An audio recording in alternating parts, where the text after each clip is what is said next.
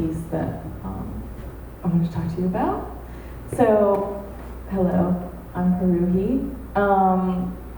I'm, I guess, like a general background. I'm a musician, sound designer, sort of experimental sound, anything sound in that sort of realm. And the sort of general way to describe who I am in these artistic spaces is I have sort of three main practices I think I've sort of decided over the past year. One is something kind of basically in this realm. I'm really interested in sort of sonic sculptural work. So anything that's multi-channel, that's sort of placing speakers either at each other or in sort of this configuration that creates almost like a untangible object of sound, like kind of creating these textures is really what I'm interested in. And the medium I use is voice, primarily. And most of that is really, I'm sort of interested in like the identity behind people's voices. Like if you can't see me now and you just heard this, what are the assumptions that you might make? What are the sort of connotations, the sort of biases? And I really sort of want to electronically, digitally break those things. So that is what I am interested in. So that's kind of what this piece is about. And my other two practices are, I like to just make good old pop music. I like good lyrics and I like feeling my feelings. And my other sort of final practice is experimental sort of dance music. The best way to describe it is dance music that makes you kind of fall over while you're listening to them. And what's kind of interesting is that with CLEAT, I've done this sort of experimental dancey thing on this system and also this sculptural piece. And I feel like this sort of versatility of this space has been really fun. But I've decided to sort of talk about this piece this time around, mostly because I premiered this version of this piece 2 years ago, I think. God, time passes. And it might have been the most challenging thing I have done ever, and I think that still remains to this day. I'm not a Max engineer in any way. I kind of try and dabble whenever I can. So I have a tiny little slideshow because I'm that way. So I wanted to sort of go into the why this piece existed before I play it for you, because I personally think it's interesting. So the title of this piece is Sonic Playground. It started in, when was this, 2019? So the year, when was the pandemic, 2021 or 2020? 2020. Jeez. So 2019, great time to be making art. And so initially this work was a set of instructions. So there would be like a conductor in the middle, and you would have, and this is really thinking about traditional choirs. So it would be altos and sopranos on your left, and then your tenors and basses to your right, or whichever side. And the sort of general instruction would be to sing, the conductor would sing like an ooh or whatever vowel of choice, and the whole group would sing that same note with that same vowel. And as the conductor changes their vowel, every person would have to pitch shift their note. And this is basically sort of an exercise to be able to listen to others as you're kind of finding your place. And basically I tried this instructional piece with a few different groups of people. Most of them were SAIC students who were not singers. And it didn't work. The piece was like a catastrophe. It didn't work. And the reason was because I think when you're told to pitch shift into a different note, people's instincts are to jump an octave. So instead of going ooh, it's like ooh, ooh. And so it basically gave everyone else no room because you just couldn't sing that high or low. And it sort of became this interesting kind of dynamic of like, how do we give room for each other? And how do we kind of recognize that as we're trying to listen and sing at the same time? And so I loved that kind of concept, and I was like, okay, what can I do? And also I was slightly defeated at the fact that people couldn't do it with me, and I was sort of out of resources. I didn't have the resources that I wanted to get like professional singers at the time. So this piece then, this is a terrible picture, I'm so sorry, but this then turned into like a pre-recorded version that I just recorded, so just pitch shifting, doing that, you know, mono recordings myself, and putting them in a circle in a room. And it was very DIY, so it was just like stereo iPhones and having my friends like press play at the same time. And what happened was this kind of interesting phenomenon happened where it felt like when this pitch shifting was happening, the floor would drop a little. It was as if there was like a piece of object in the middle of the room that would like morph and move and change, and I thought that was just so interesting, which really then led me to this like journey of sculpture work, like sonic sculpture work. And then I was super excited with this idea. I was like very ready to kind of get it off the ground and install it in different places. And then the pandemic happened, so that's great. And so I kind of rescinded back into myself, and I was like, what can I do? And I really got interested in like VR spatialization. So there's a version of this piece on YouTube that's a VR sort of simulation. And again, what's tricky is that because it's YouTube, you're still like listening. You have to like drag the screen to get to where you want to listen to. So it's still not my favorite version, but this sort of piece has just kept evolving over time. And I think this version, this current version of the CLEAT system came to be because I was kindly invited, I think by you, Matt, or I can't remember how we got here, but I was invited to perform for the CLEAT Series 2 years ago. And I was like, of course, I'm gonna make this version, this multi-channel version. And I've come to the sort of understanding that this piece as like its form and its thing can exist in so many different ways. And it's really, you're kind of at the mercy of the room or the speakers or the people in it. And so I'm kind of enjoying this piece as like an exercise for myself, because I'm now learning about basically what this piece can do. It's sort of like listening to the same, like when you're testing new stereos, you would play the song that you know the most. Does that make sense? Yeah, you're like, oh, I know, like this doesn't sound right because I know this song. This is how this piece feels to me now. It's like I've done it over and over and over again. That in different spaces, it'll tell me what the space feels like instead of what like the piece is. So that's sort of the general spiel. And so this CLEAT version is version 4. 1, 2, 3, 4. Yes. Yeah. So, can go back to, I can't. Go back to my patch. So this crazy patch, I will have to say, the majority of this patch is built by Matt Test, who is sitting right there, and Troy Cruz, who did a talk in the previous series, I think, or last year. Yeah. He was in one of them. Yeah, so I give so much credit to all of them. I had very little brain power when it came to building this patch.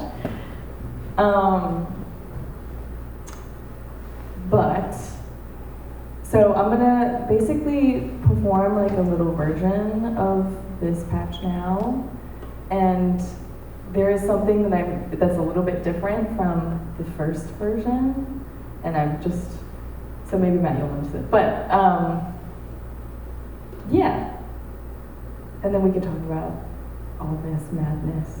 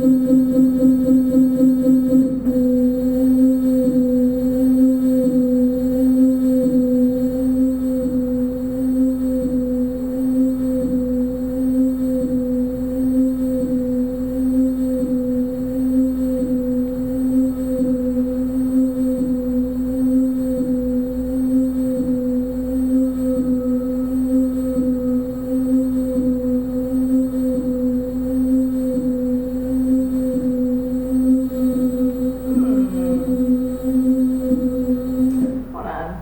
That weird, like, clicking, like, sound. I don't know where that's coming from. Hello? Hello? I may have to restart my page. Yeah, it sounds like a little. Yeah. Yeah. Let me do that. It's a grand tradition Yeah. of restarting the laptop. Alright, goodbye. That's fine. Is it the laptop or is it Mac?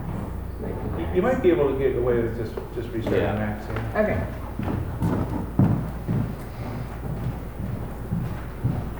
Give it a little test run at first just to see how it goes.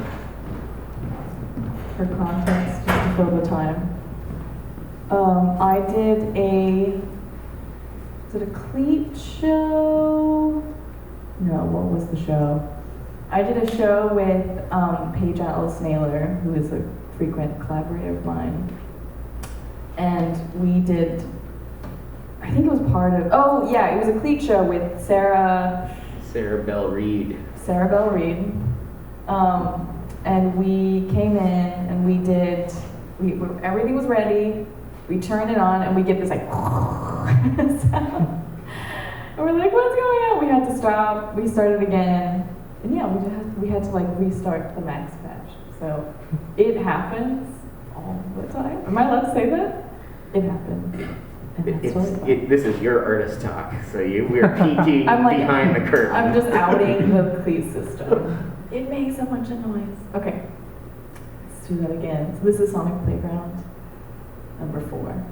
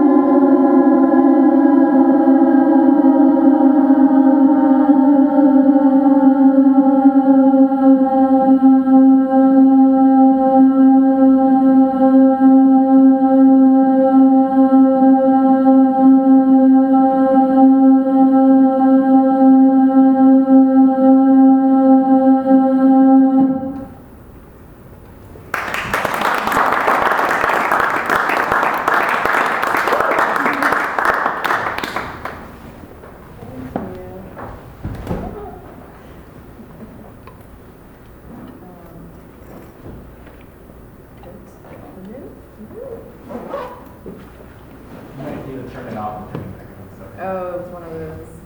Oh, JBL. Got it, I think. There we go. So that's Sonic Playground number 4. I hope you liked it. Fun. Ain't it? Yeah. Isn't it cute?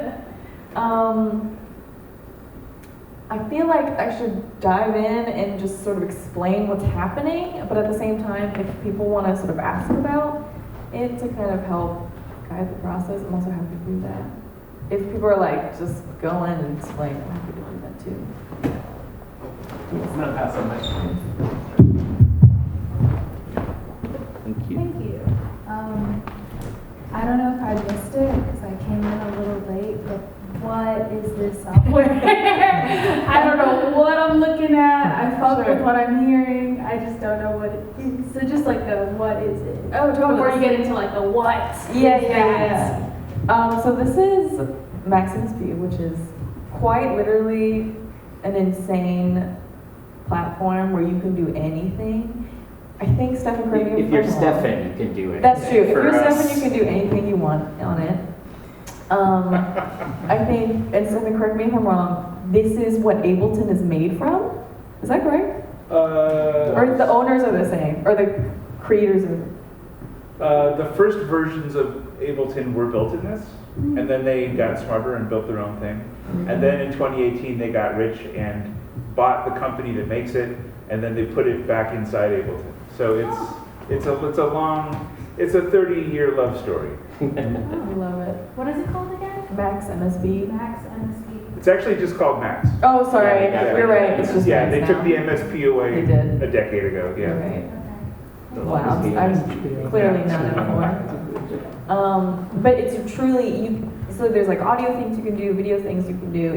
It's one of those things that because it's so open to anything, you could literally build almost anything, but if something doesn't work, it's definitely your fault and it makes you feel that way. It's one of those situations where like, you're wrong, and you're like, okay.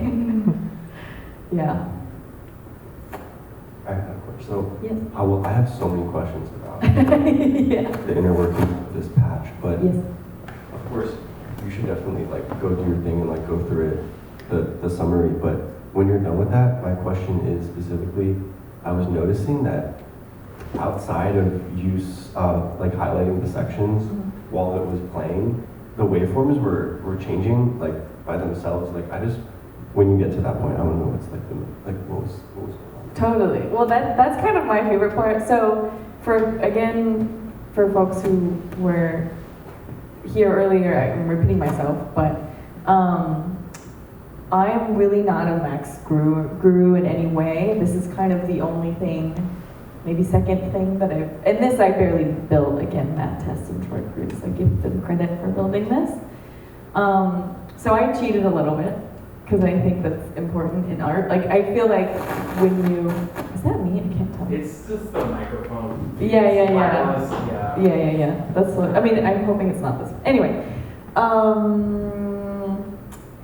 I feel like there is kind of good to have mystery in the magic a little bit. So to perfect the ending, which is the unison ending, and I've tried sort of variations of this, what I do is, so in this section here, you can set your input of like whatever's going into these like looper stations. So in the beginning, I would put this, which is this microphone right here, you can see, and I would sing into them, and then that would create the loop, and I would sing different pitches to create that like first harmony stack. And then as the loops are going, I pull up just a sound file of me singing the note C and different vowels. And then that's what I sort of looped in here. So it basically gives me like like a guarantee that the ending will be 100% correct, because it's the recording, it's like the same recording, sort of, different sections of the same recording. So it gives me a fail-safe, but having said that, like we've tried this without doing it, and it does work, but it's like 90% of the time. So for me, I'm like, because I think performance is really the part that I want to perfect, that's what I did. So that change is basically, it's me like re-recording the loop through this other file. Yeah. So I'm sorry to burst that bubble. It's not perfect, but that's my system. Okay, I guess I'll sort of dive right in. So the brains behind this patch is this crazy looking thing. And again, I will refer back to the geniuses in the back for this. As we talk through. This is all Troy Cruz is doing. Well, I give myself credit. Some of this is me, and Nice. a lot of it is Troy. So the loop foundation is this section here. And this is a device that sort of pre-exists in Macs, I believe. I think GrooveDuck is the like thing that exists. Like it's just a pre-existing patch that you can pull from. Like it's on the internet. So essentially what this is doing is that like there's a beginning, there's the length, and then you can sort of like re-record things. And so long as there's an input of some kind, you can do whatever you want with it. You know, let me do this. There we go. And so it's basically that looper station multiplied by 16. So there's one looper station per speaker. And the way that that works in this system with Elastic is down here. So this is basically your outputs. So 1 through 16 is just routed, just independently. So each looper is going to each station, which is connected to a Motu device in the back, which will go physically to these speakers. So lovely, incredible. And per each looper system is this crazy, I would swear if I'm allowed to, but this thing. And so the way this works, and this is really the genius of Matthew Test, like this I could not figure out. So the way this works is that there is a sound source going in through here, and it's reading what sort of MIDI note, what tune it's on. And so if you noticed during the show, or during my run through, in this box right here, that's where it's reading what like pitch it is, what MIDI note. And each MIDI note, like there's a defined number of like to every MIDI note that exists. And when it flickers, it's because my voice naturally does that, right? Because I can't sing perfectly. So this is sort of the reflection of what's happening in here. And this is where I want the note to go to. So let's say I want like 60 is C, I think it is. And if I want it to go like down a half step, it would be 59. And so let's say like I want this note to go down one. Then in this crazy section, it is calculating that difference between those two numbers, between like the note that I'm singing and the note I want it to go to. And that number is then being pushed into this, is that right? I think so. Yeah. It's like, I am remembering this along with you. Yes. Yeah, that gizmo device is a pitch. Is Thank you. an FFT pitch shifting device that I think we were using. Matthew Test, everyone.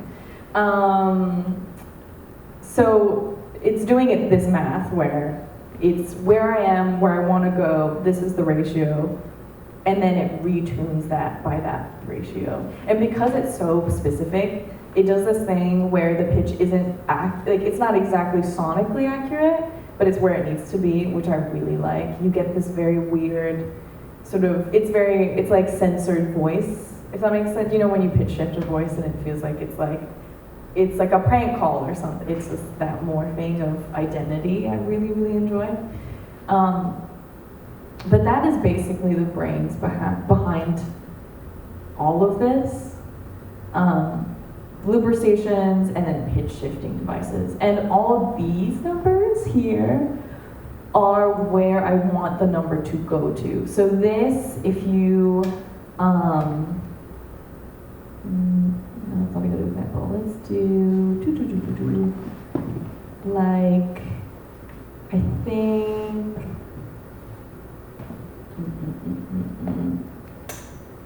maybe S7, is that this one? So these notes will basically, oh, no.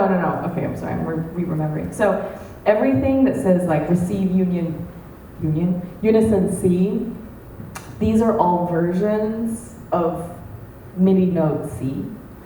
And let's say like chord 2, what's chord 2? Chord 2 is F major 7, like a spread. So it's like big chunky, spread out F major 7.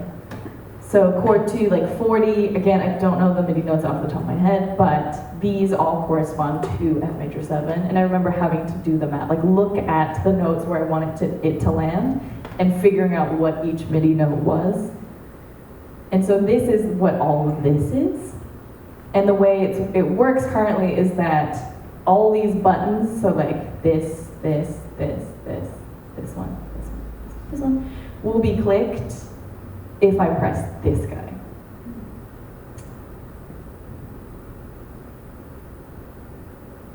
And then I have like a back to original, so it like returns to its own home. And one thing that really was, I think probably the most interesting part for me for this, figuring this sort of thing out, again, I say me, but I'm so mad, is this section, the split for 40 and 200. So my understanding, and I think this may not be the best way to describe it, but it's the way I sort of understand it, is that this number has to sit in between these two values. And if it spills outside of these values, then it won't read as anything, or it will just like, I guess, does it not read? I don't think it reads anything. If I recall correctly, the issue that we were having, the reason why we put that in there is not so much with because you're singing kind of a drone note that's taking up the whole time, but anytime that there's no sound coming in, the MIDI note will drop to 0, and the thing will freak out, basically. So it was basically, just a way to put kind of rails on it. Yeah, and it does this thing where, so if you could hear the pitch shifting going like, ooh, right? And what it would do instead, it would, because it's like 0 to another like 48 like ratio, it would go ooh. And I thought that was amazing. I was like, this is insane. And it like really hurt. It like, the sound was awful. It sounds like really peaky and kind of gross. But I still think about that moment. I'm like, I kind of want to do something with it. But this is sort of a mirror, like a little nugget right there that I love. It prevents like all hell breaking loose, basically. So, this is the patch. This is the beautiful, beautiful patch. Any questions or comments? Yes? The XY pad thing with the, the circle motion, yes. Is that mapping So panning?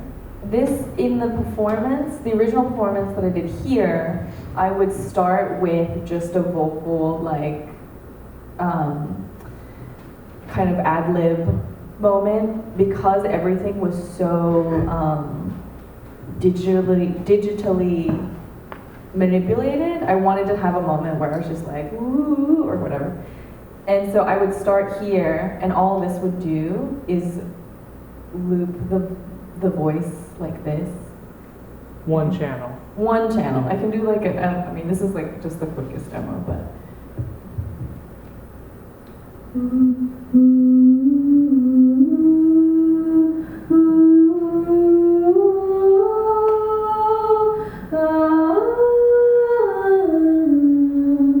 And then if you wanted to change the speed, and this also, sorry, this is distracting.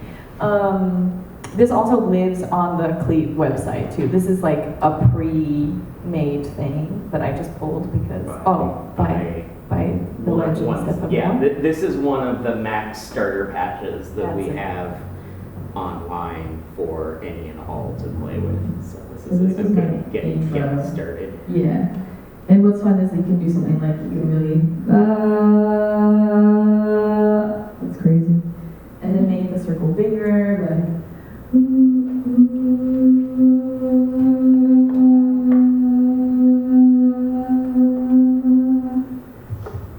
so yeah, I didn't do it this time around, because I just really wanted to focus on like the patches.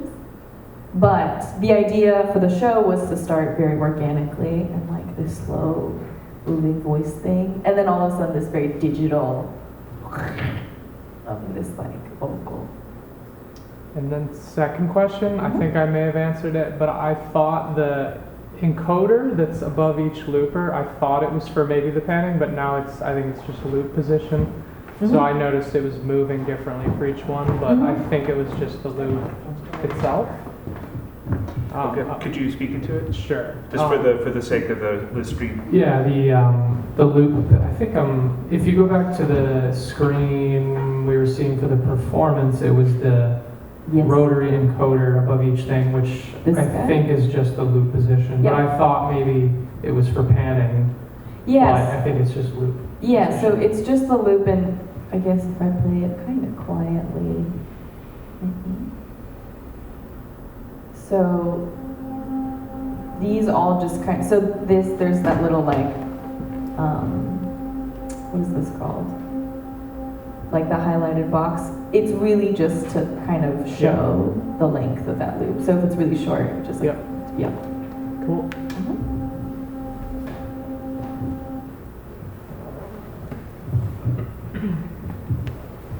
All right, I don't know how much more time left, but I mean, I think we ought to start actually talking about this. This is so awesome. I want to know, like, why did you do this? Like, what is the inspiration behind it? Like, what experiment were you going after?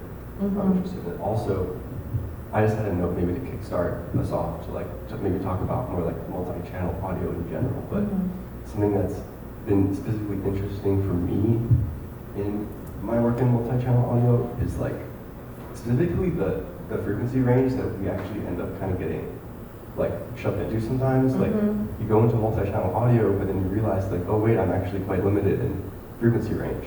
And it's very interesting how multi-channel interacts with like the frequency range that we're used to in vocal music. Especially you like doing vocals, especially too like posting on vocals, like I guess like what's your experience with like dealing with multi-channel like and the vocal range and stuff?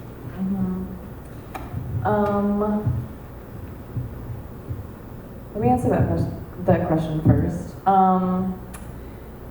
I think I love that question, and I think what's interesting is that most of the multi-channel pieces, again, this sort of sonic playground practice, this piece that's sort of lived in multiple variations, the thing that I'm interested isn't really the how much frequency possibility I have, it's how much frequency can I stack on top of one another.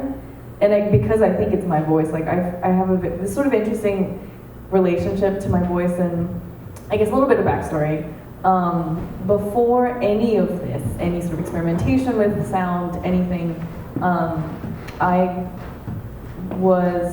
used to work as a like J-pop singer. I grew up in Japan.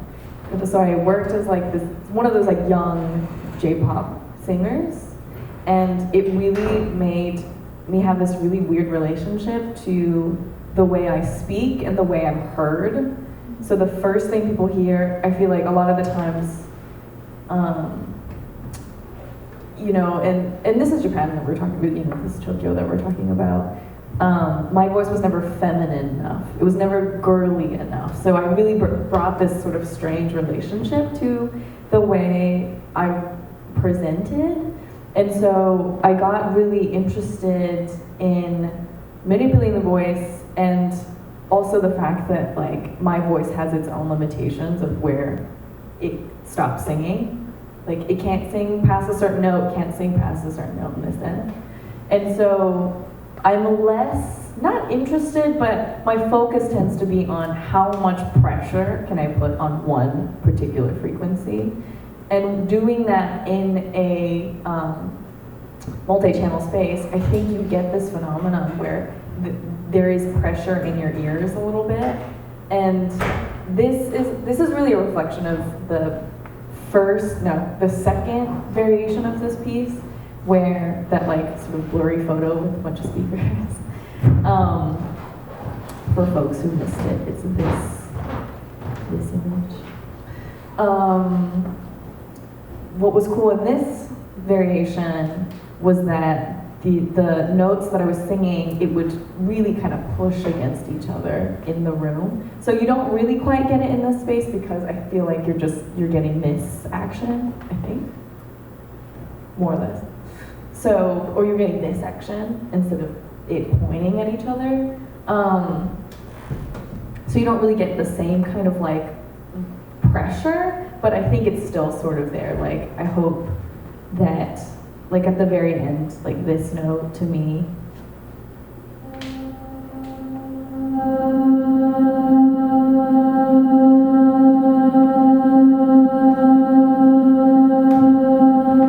like I love that kind of, it kind of almost, like the louder it gets, it kind of hurts because it's so isolated in the middle. So that's really more of my focus rather than, so it's never been like an issue in this form of work, but I see what you mean. I think that's kind of an interesting point about multi-channel music. And then you had a first question, and I totally forgot what it was. I'm so sorry. Oh, I was just like the inspiration like behind the piece. Oh, like yeah. What, I don't know, like what was the like experiment you wanted to like experiment? Yeah, I mean, I guess I sort of touched on it, but just to kind of reiterate, I really like pulling the identity away from the voice because it's so it's so like tied together all the time. And I love pitch shifting. I love that kind of more like this sort of pulling away and sort of pulling closer. And I just really wanted to explore that on a very kind of large level. And this really also, part of the inspiration came from, now I'm blanking on the artist, 40-part motet by? Janet Cardiff. Thank you, Janet Cardiff. Which, if folks aren't familiar, it's this 40-speaker installation, and it's individual singers singing this like motet. And so the idea is that you can go really close to the speaker and feel like you're kind of, you can't do that in front of an actual person, right? Like they're singing, you can't like go up to them. But it's this sort of very intimate experience. So I pulled a lot of inspiration from that, but just really with kind of the exploration of pitch and like identity shifting and kind of breaking that that sort of layer of like human and identity. So that's where the really inspiration comes from.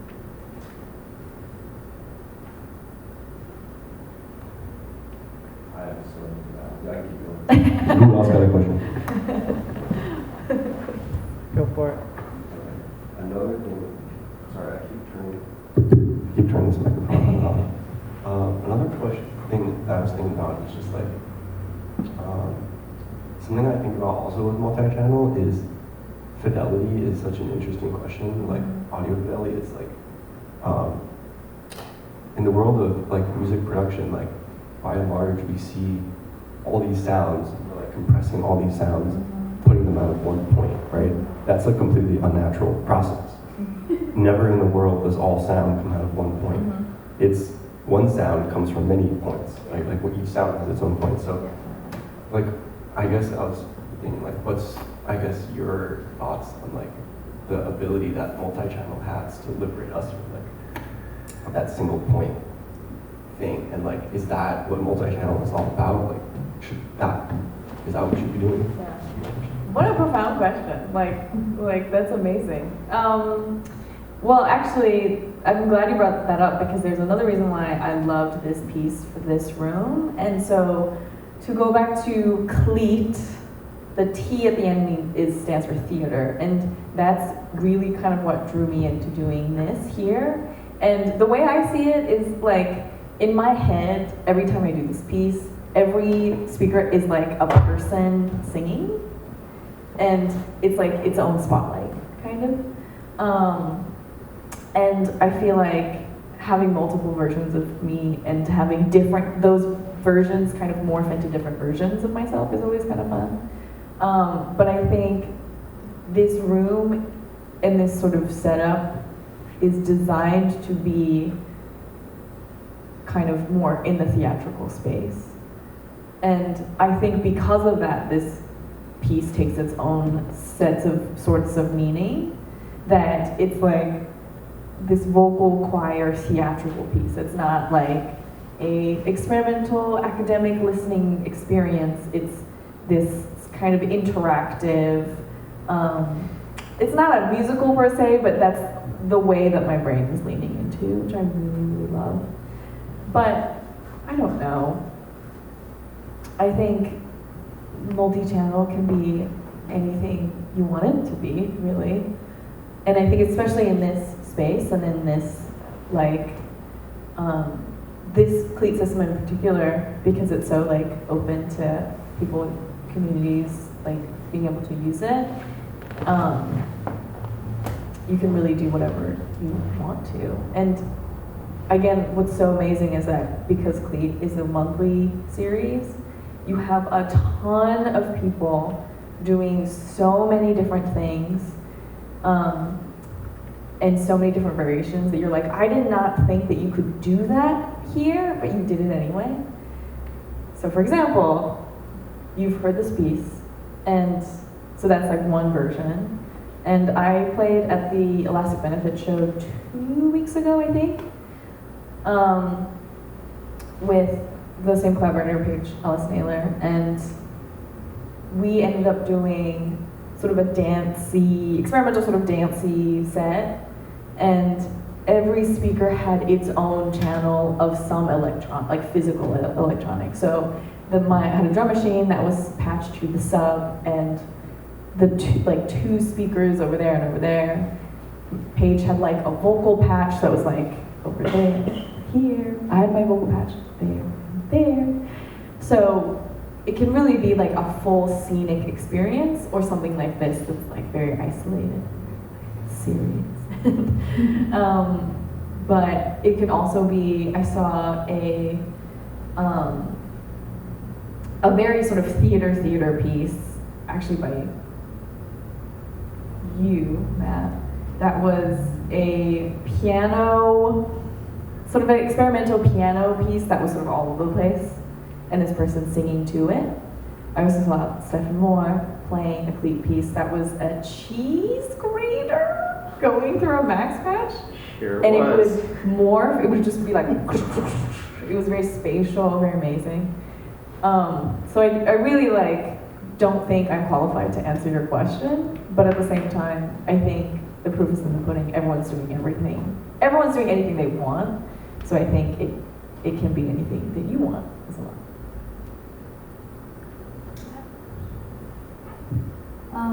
Are you able to, I don't know, hook up any external hardware to this software? And do you within any of your performances, or that's a large question? Yeah. Yeah, I think you totally again, you can really set you can, as long as you have the hardware to connect into it, you can do almost anything.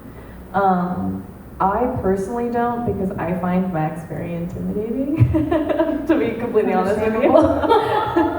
So when I have the opportunity to work with it like this, I will, but you don't even have, you can use the CLEAT system without using Max, but I find it to be a really kind of versatile tool. So it's definitely if you wanted to dabble, you definitely should. But I think not the learning curve, but to sort of really be good at it, to me was a very long journey, and I'm not even close to there. But the answer is yes. When you did the experimental dance performance with a drum machine, was that kind of just plugged in directly to the mixer, bypassing Max and everything? Yeah, so we had used, what did we do? We had all our instruments, so like drum machines, samplers, all the goodies. And then we had like a interface, basically, that was a 18 channel interface that was connected to this laptop. So we physically plugged in all the instruments in there, took this, put it into Max, and then all we really did in Max was do this part. So assigning which input from the mixer is going out into which input of the Motu back there, which will translate into each speaker. So we technically use Max, but it was really just like to help sort of connect each piece of equipment in this room.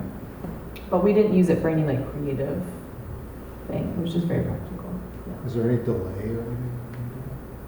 Delay? Oh no, not like Like a digital delay, Latency. buffering. Yeah. No, I don't. As far as I guess nothing that I could audibly hear. You know, yeah.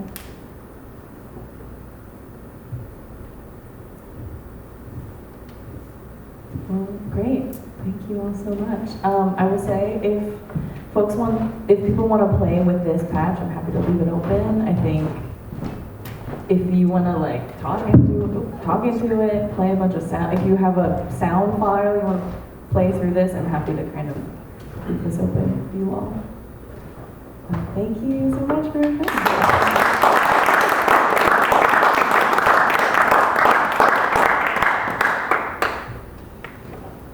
And come on back, there's going to be Yes. 2 more of these taking place over the next 2 Tuesdays.